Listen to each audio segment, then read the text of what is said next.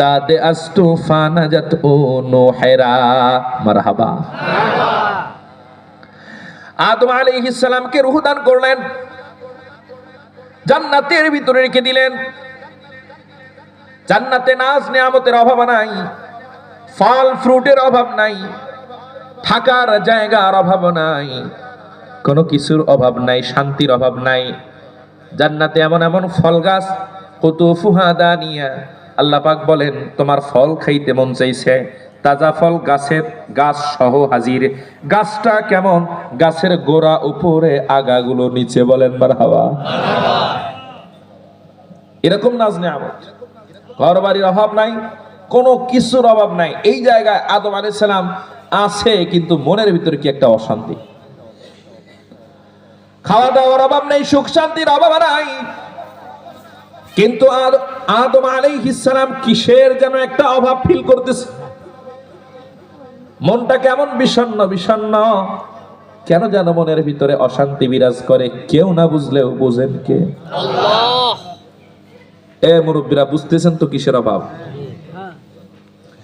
একদিন আদম আলাইহিস সালাম জান্নাতের ফুলেল বিছানায় ঘুমিয়ে আছে। আল্লাহ পাক দুইজন সার্জন ফেরেশতা, সার্জারি বিশেষজ্ঞ দুজন, এদেরকে পাঠায় দিছে, যাও আদমের একটু সার্জারি করো। বিছানায় শুয়ে আছে, বুঝছেন কোন জায়গায়? একে তো জান্নাতের ভিতরে, জান্নাতের সুন্দর বালাখানার সুন্দর বিছানায় আদম ঘুমিয়ে আছে। ওই সময় দুইজন ফেরেশতা এসে আল্লাহ পাকের হুকুমে আদম আলাইহিস সালামের এই বাম সাইডের পাজরে একটা সার্জারি করছে, অপারেশন করছে। অপারেশন করে একটা হাড্ডি বের করছে, বাঁকা। বলেন হাড্ডিটা সোজা না বাঁকা? সবাই বলেন। এই হাড্ডি দিয়ে আল্লাহ রাব্বুল আলামিন হযরতে মা হাওয়া আলাইহিস সালামকে বানাইছে। বলেন সুবহান। ও মুরব্বি বাবাজিরা, ভালো করে বুঝেন,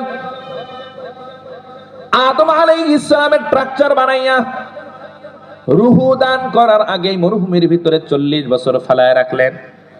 প্রতিদিন বৃষ্টিতে ভিজাইলেন, প্রতিদিন রৌদ্রের তাপে পুরাইলেন। আল্লাহ পাক ইনডাইরেক্টলি ইঙ্গিত করতেছে, পুরুষ মানুষকে আমি আল্লাহ সেই পাওয়ার দিয়েছি, প্রয়োজনের তাগিদে সংসার চালাইতে গিয়া, উপার্জন করতে গিয়ে, ছেলেপেলের মুখে হাসি ফুটাইতে গিয়ে, প্রয়োজনে তারা বাহিরে কাজ করবে, রিক্সা চালাবে, খেতে কাজ করবে, দিনমজুরির কাজ করবে, মিস্ত্রির কাজ করবে, প্রয়োজনে তারা আগুনে পুড়বে, প্রয়োজনে তারা রৌদ্রের তাপে জ্বলবে, প্রয়োজনে তারা বৃষ্টিতে ভিজবে। এই পাওয়ার, এই শক্তি আমি